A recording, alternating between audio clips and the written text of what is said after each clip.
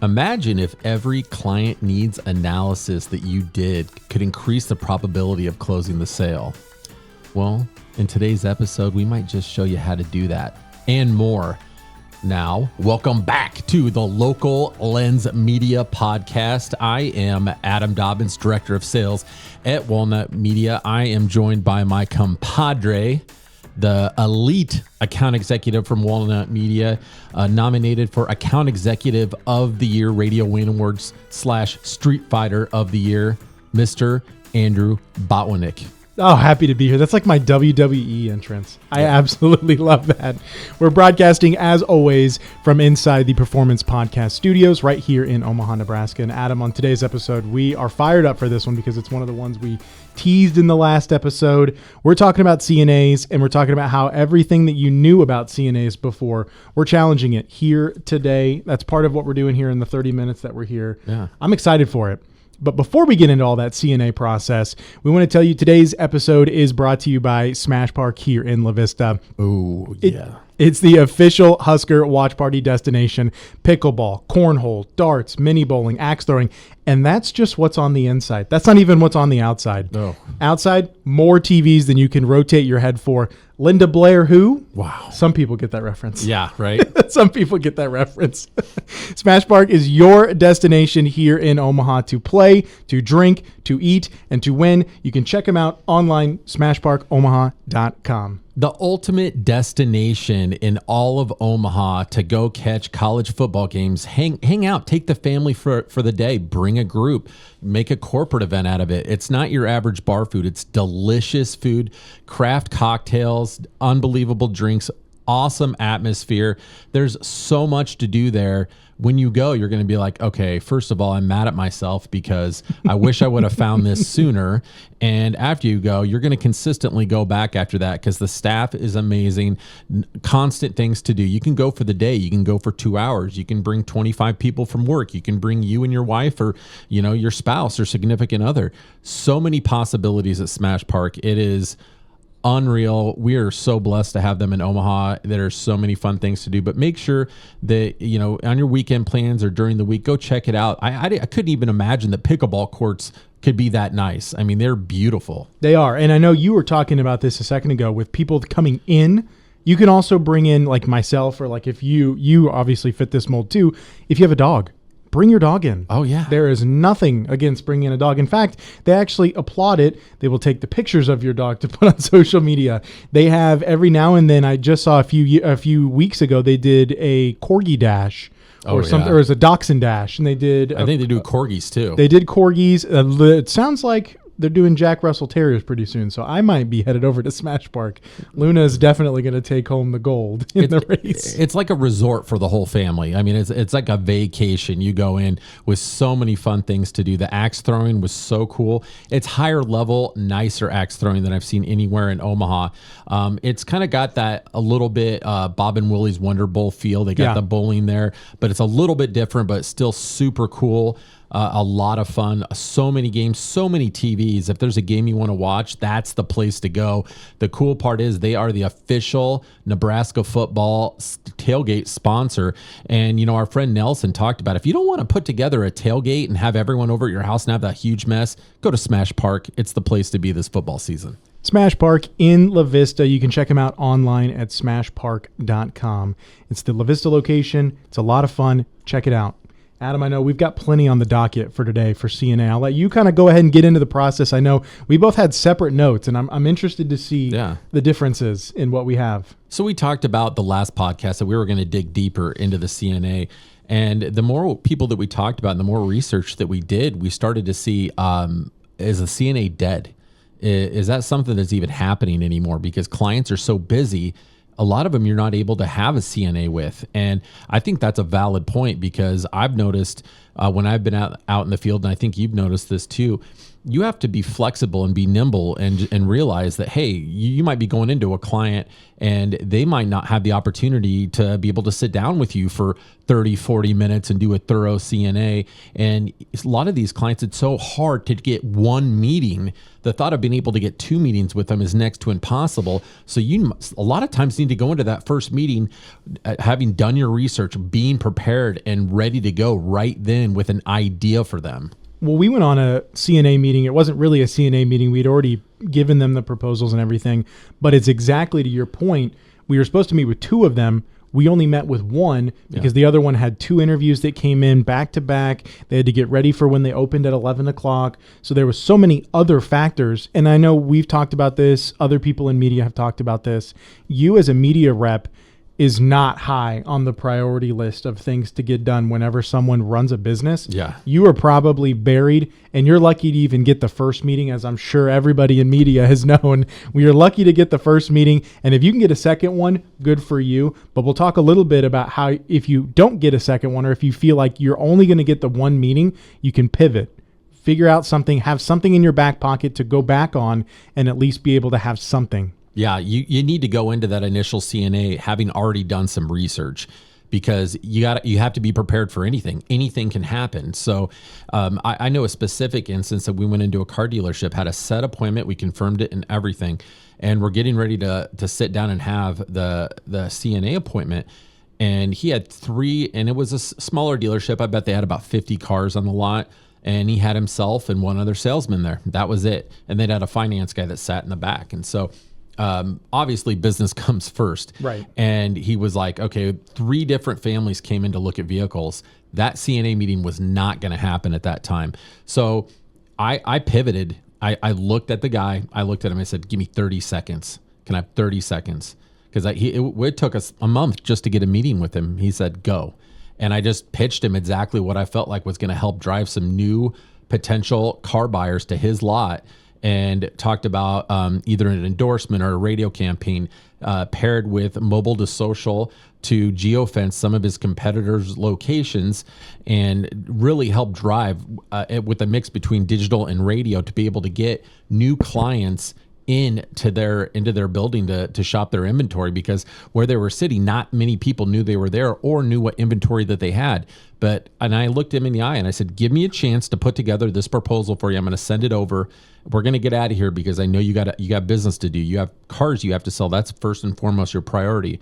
And he was like, okay, I like a lot of what you said, but that mobile to social, geofencing my competitors, I want a proposal for that. I was like, you got it. I walked out, sent it to him, signed it that week, and we started the campaign. So that's incredible. You had to flip on a dime. And if I wouldn't have thought that through and had any sort of idea what I was going to do for that client, it would have been dead in the water, and I'd probably still be trying to wait to get that second appointment. So if you're going into a CNA, you have to have done some research. You have to absolutely have an idea. Now, if you're able to have that CNA, that idea might go completely by the wayside once that conversation starts going. But I'm going to tell you what, that wasn't really much of a CNA. The CNA died on the floor right there in his office, and I tried to pick it up best I could and get something out of it. And we were able to get them a campaign. Not everything I think they should have been doing, but Andrew, was better than nothing. Yeah, and once the results come in, he'll obviously take another meeting and be like, okay, well, this is working. I want to know about what the rest of what you said was in that 30 seconds, because 30 seconds goes by quick. And if you've got 3 people waiting on you, you're probably not fully sitting there listening to every single thing in depth. And like you said, whenever it comes to doing your prep work, you knew a good valid business reason to reach out to them and say, hey, here's our strategy. Here's what we've got in mind.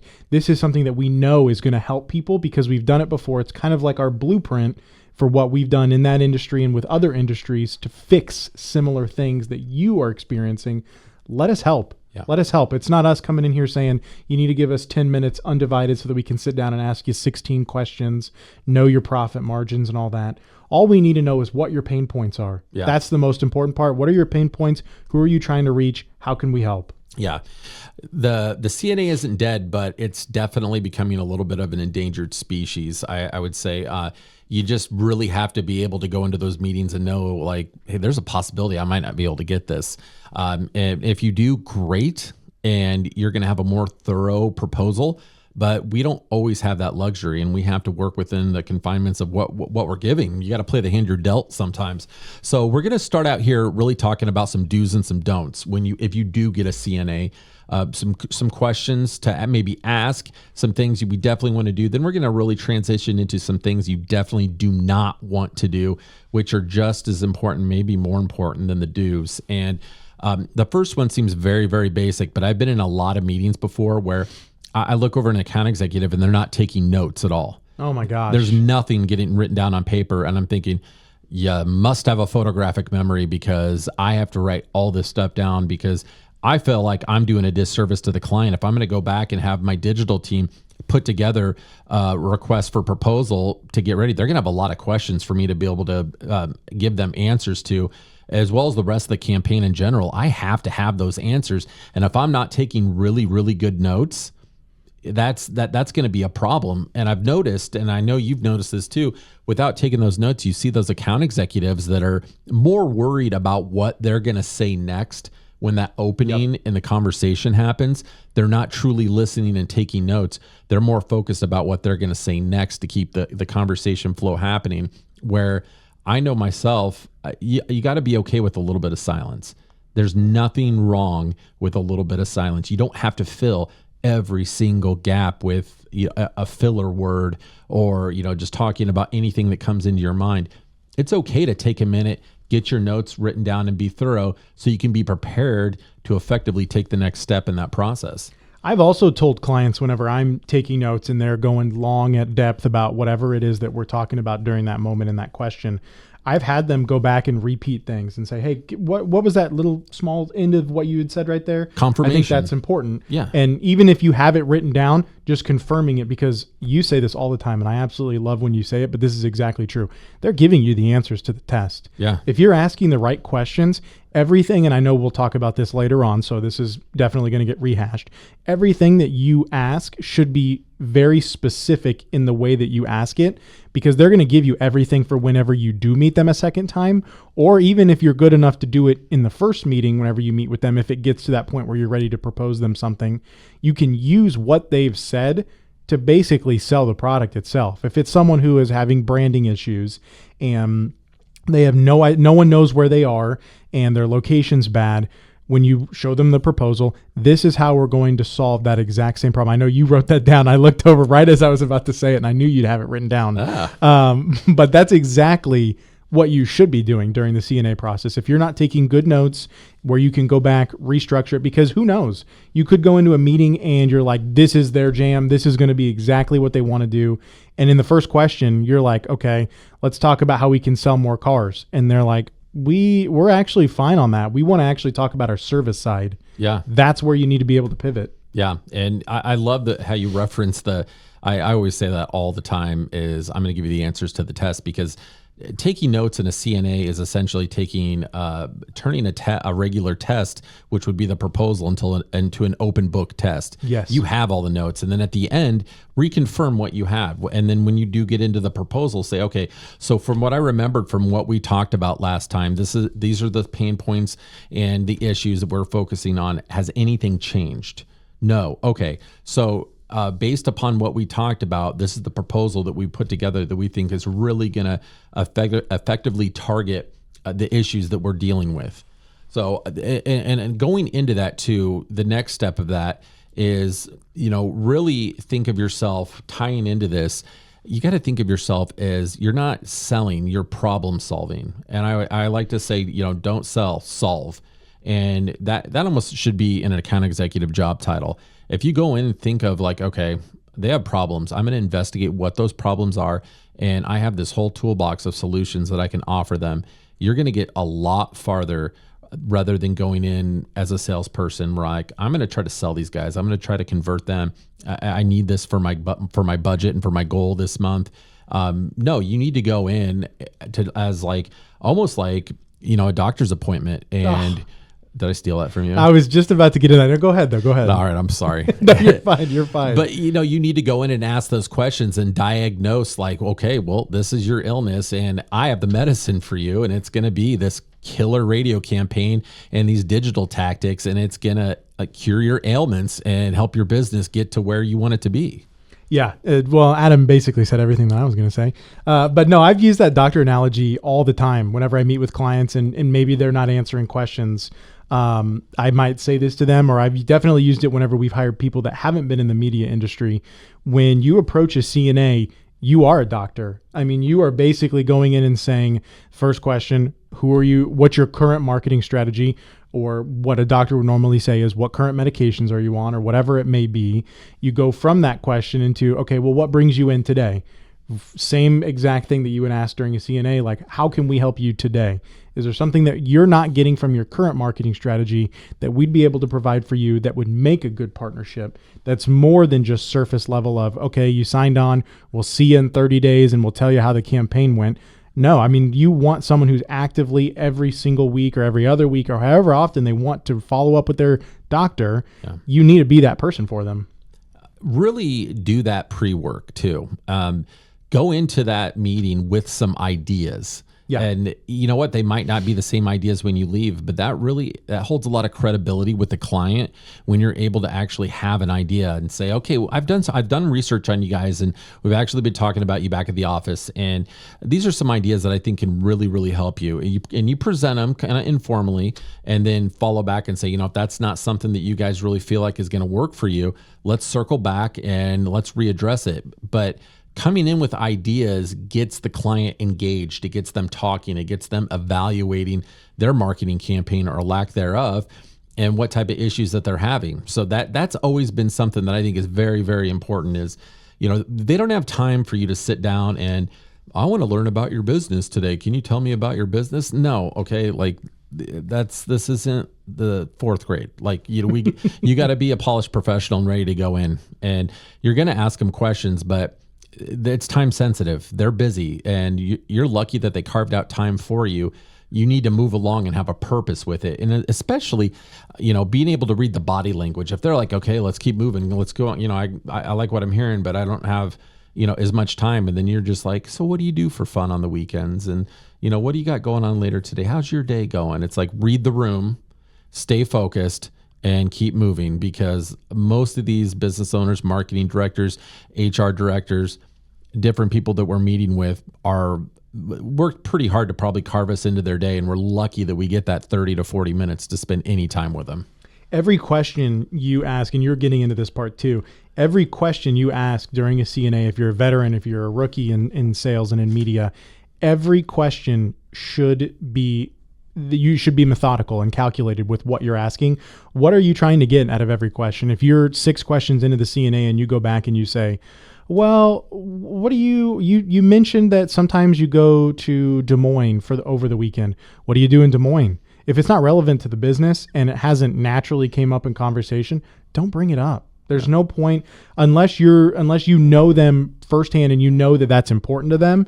Sure, if you've got the time to do it. But like Adam said, for businesses and business owners that don't have the time to sit there and make small talk for the whole 30, 40 minutes and get nowhere, you got to speed up that process a little bit and have 4 or 5 questions that you're like, if you answer these 4 or 5 questions, I'm going to get everything that I need to be able to go back, make a proposal that's going to work for you and for your business, and we're going to get something working for you. Yeah, I mean, and on that too, you got to really be able to read where the conversation's going. If you can't read the room, then this probably isn't the profession for you at all. You got to be able to read where the conversation's going and know when you need to pivot. And I can think of a specific interaction that I was in with an irrigation company, and the account executive that I was in there with was asking CNA questions.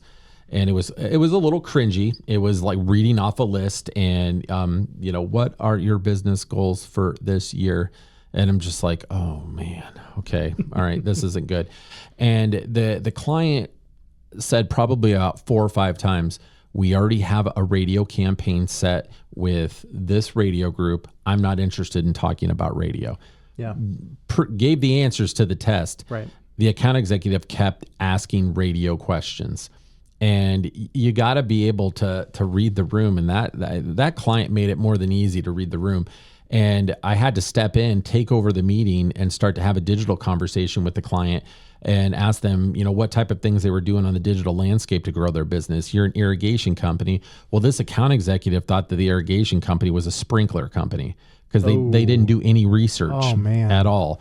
And so that was embarrassing. And when you do stuff like that, you lack credibility and you got to dig yourself out of a hole. If you can dig yourself out at all, you probably won't be able to, but we were able to, in that specific instance, to talk about digital marketing. And there were so many things that irrigation company was not doing. They were broadcasting on farm radio, talking to that 65 plus farmer. And, my pivot was, what are you doing to talk to that 25 to 45-year-old farmer that's not listening to that old timey AM radio in the mornings to hear the farm reports? How are you connecting with them? And her eyes just kind of glazed over and she's like, nothing. We're not doing anything.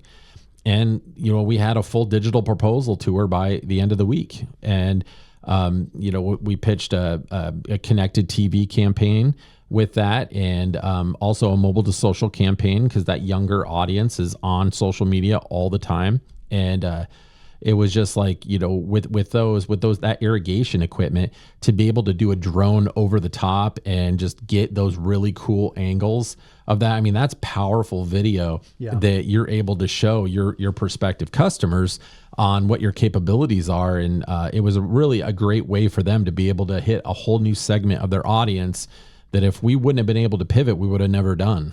And it's a puzzle. I mean, that's truly what it is. And as someone who hates puzzles, this is more fun than sitting down and doing a 1,000-piece puzzle, even though the outcome gets you to the exact same point. It's a finished piece whenever you get done with it. You like puzzles? I hate them. Okay, so I hate puzzles too. Puzzles. I don't have the attention span to sit down and piece by piece figure it out. But for something like this, where it's the exact same concept as a puzzle, I do. I'll do these all day long. I would much rather do these all day long. I can't even sit and put a piece of furniture together. I don't have the patience to do it. No, I don't. My wife has to do it because I won't read the directions. Nope. I won't take the time to do it. I just want to dive in and start putting the stuff together. I mean, at this point in 2024, this stuff should already be put together. Why are you having me do this? I'm glad Grant built the studio, because if it was on you and me, we would still be building the studio. We'd be sitting on the floor with microphones in our hands and pillows, and maybe on cardboard boxes. But Blair Witch Project from,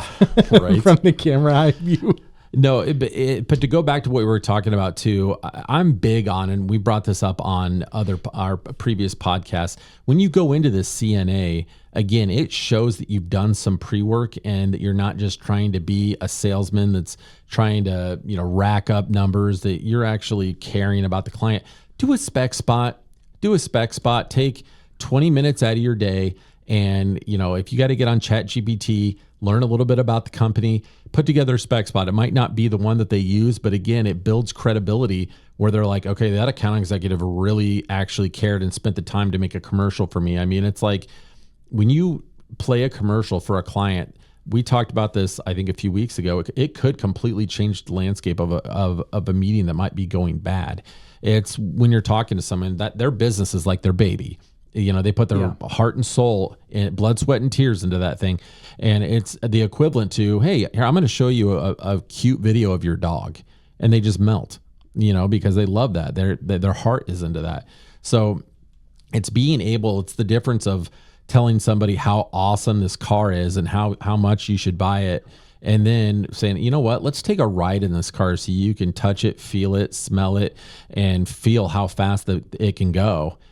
You're a lot more likely to buy if you're able to do that than just telling you about it. The same goes for digital too. I know other media companies may not have the capability to get spec digital spots, whether that's TV or connected TV campaigns, or if it's just a graphic for a mobile to social campaign or a targeted display campaign. But I know I've used those in meetings, and just showing that to the client, like you said, they look at it, they see it, they're able to put eyes on it and go, oh, this is what it would look like. Yeah. Well, what if we change this? Those are buying signs. Yeah. When they say, let's change this, or when you show them a spec spot and they go, well, I really like that this person talked about this, but can we add in this? Yeah. Done. If I can make that happen, would this be something that you would want to move forward with? Yeah. You're engaging them in the sales process. And That's a beautiful thing. Like you said, those are buying signs. When they're engaged and they're starting to dictate how they want that spec spot redone, you're probably going to close that sale unless you completely botch it, or unless they're blowing smoke completely and have no intention of doing it.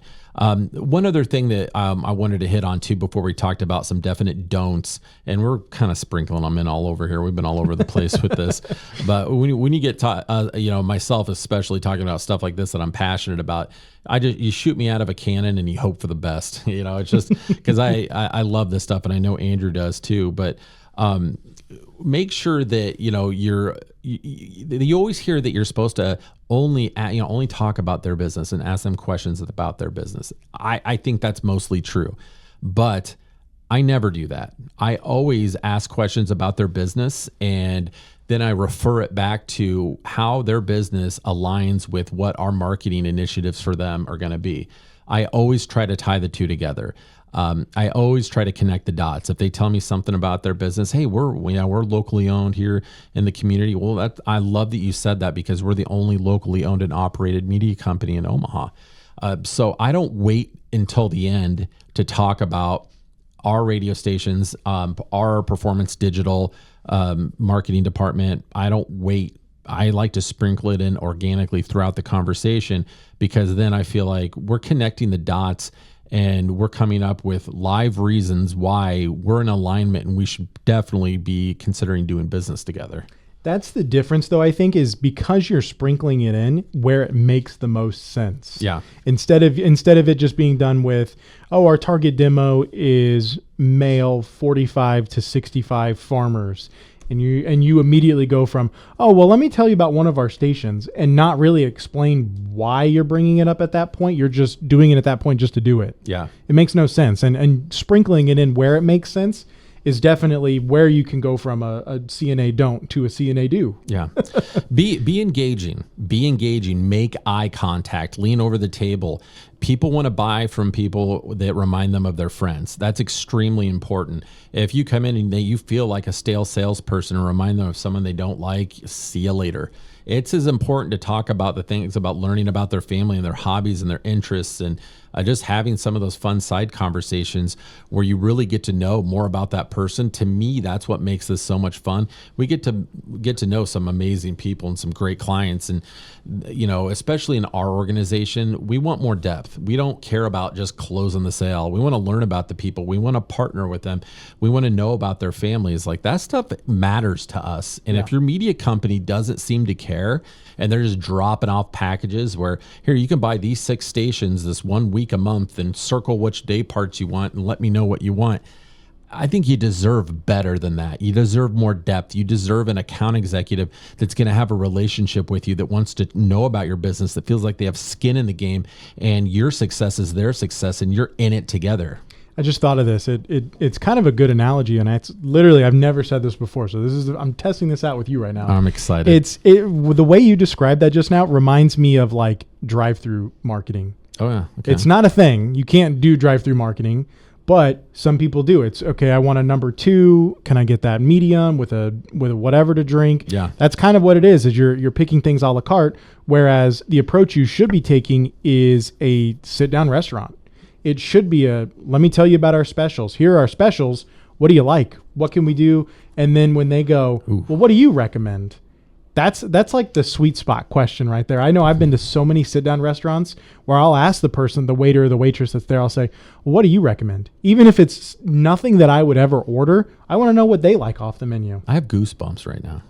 That was beautiful. that one might stick. That one's pretty good. I'm going to write that one down. You guys listening should write that one down too. Be the nice sit-down restaurant. Don't be the drive-through. And a lot of the national media conglomerates have become drive-throughs. Yeah, and it's lazy. And what we pride ourselves on is we're going to be the sit-down restaurant. We're going to have the candles lit. We're going to have the appetizers. We're going to have the nice drinks. We're going to have the nice conversation. We're going to really get to know one another and what our goals and aspirations are. And we're going to actually create a sophisticated, detailed marketing plan to address your concerns and the issues that you're having, not just a quick pre-packaged drive-through. I'll take a number 4 supersize, please. And kind of tacking in, and actually it's a good segue because I did exactly what I was about to talk with.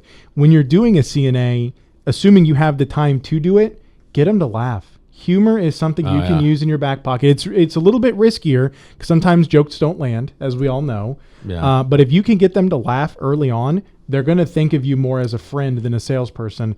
They're going to know it's a sign of approval. True. That's all it is. True. The next step of this process that I wanted to bring up, I didn't prepare you for this, so you're going to be just on the fly on this. These last two ones I just added. Okay. Part of the CNA process, what we like to call your marketing bridge, I call it your personal brand. It's when you go in to meet with a client. I've seen a lot of account executives just completely miss the ball on this. They go in, they have a wrinkled shirt. They look like they pulled their shirt out of the hamper that morning. They roll in a rusty car where it's missing hubcaps and, there's big, huge dents all over it. There's not really any time or attention put into that personal brand. Now, I'm not going to tell anybody, hey, guys, you need to go out and buy a Mercedes or a BMW. That's unrealistic. That's not what I'm telling you to do. But you want to make sure that when you roll in to talk to that client and they size you up, that you look like somebody that's sophisticated enough that can handle anywhere from a $2,000 to $20,000 a month sophisticated marketing plan. Now, if my account executive, I'm a business owner, and an account executive rolls in and his shirt's all wrinkled up, his shoes are untied and have a hole in them, and his hair's all messed up, and his car looks like he might have stolen it out of the junkyard, I'm probably not going to trust him with thousands of dollars of my marketing budget and have him represent my organization. Just me. What are your thoughts on that? I completely agree. I mean, you listed it as your marketing bridge. I think they're adjacents. I mean, they are basically, it's part of the sales process. I've always learned this when I first got into media, when you're going into sales, you should always be one step of the dress scale higher than where you're going into. So if you're going into a bank, you're not going to wear the same thing that you're going to wear if you're going into a restaurant or something like that. You could, but when you're going into a bank, the first thing that comes to mind is suits. Yeah. People are wearing suits. People are professional. They're very high level. They are high up in the company. And if you go into a restaurant, they're probably also going to be higher level, but you can get away with wearing something like this where it's a polo or something where it's a button up or something nice, but it doesn't have to be $100, $500 suit jacket from wherever. Yeah. Don't go into a mechanic wearing a full suit. Yeah. It's just, you're going to look ridiculous. Or going to an HVAC shop, those guys are working with their hands all day and busting their tails, and you walk in a full suit. You're not going to fit the culture. Obviously, you still want to look sharp when wearing dress slacks and maybe a nice company quarter zip or a polo or something like that. So know your audience, but that's really, really important. And again, we're running out of time. The last thing we're going to end on here, guys, is make sure that when you close out that CNA, don't leave without an appointment. Yes. You want to make sure that there's a plan for next steps. Do a brief recap, speak about what, recover what you were talking about throughout the meeting, and just make sure that we're good. We got everything in alignment. And then how soon can we reconnect to present you the solutions that we talked about to really help get you where you need to be? And then in that meeting, before you leave, I think it's important to send the calendar invite right there to make sure that they have it, to make sure the email address isn't right. Because I've been on a bunch of appointments where we show up and they didn't know we were coming because they didn't get the calendar invite because there was a misspelling on the calendar or on the email address. And please, after you leave the CNA, send a recap email. That will have everything that you guys talked about. If something was wrong, there's a chance that they'll get back to you before you meet with them again and say, hey, I know in the second bullet point you talked about how one of our pain points was this. Actually, we did some thinking after you guys stopped by. It might be this. That helps you whenever you're planning. That way you don't go in with something that's going to be wrong. Yeah. So guys, thank you for listening to the latest episode of the Local Lens Media Podcast. Make sure to give it a 5-star review, share it out, tell your friends about it so we can get out in front of more account executives in media. And thank you to our amazing sponsor, Smash Park in La Vista. This place is unbelievable. If you haven't checked it out, Andrew, where can they find it? You can find it online at smashpark.com, on Facebook as well, in La Vista as well too. And guys, remember, in any kind of media marketing. If you want to be relevant, you need to be known before you're needed. We'll see you guys next time.